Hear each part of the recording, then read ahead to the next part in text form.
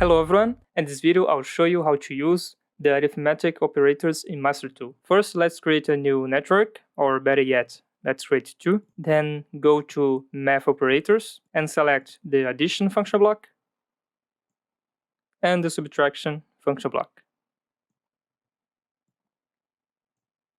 Now, something to note about these function blocks here, also the counter, is that they have a enable input, which you can configure any Boolean variable to enable the function block, but you can also write a true value, so it always stays turned on, or you can also just delete this contact right here. So the function block will always remain working all the time. Okay, now let's start configuring our arithmetic function blocks. For the addition, I'll create two input variables, sum1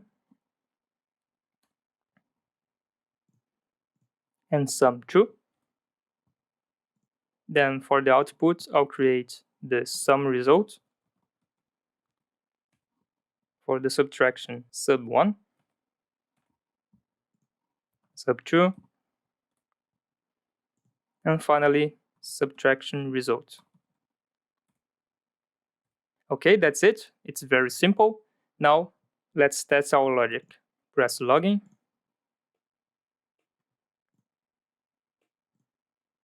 Our controller is already running, and I'll use the tabular view right here on the top of the screen to change the values of these variables right here. So let's first do a simple addition. Let's say 30 plus 20. Press Ctrl F7. And there we go, here's the result. And the addition function block also works with negative numbers. So let's say 30 plus minus 20, and the result is 10. Now let's do the subtraction function block. Let's say 100 minus 80. Okay, 20. And if we do 100 minus 80, we should get 180. There we go. That's how you use the arithmetic function blocks in Master2. That's it for today's video, and I see you on the next one.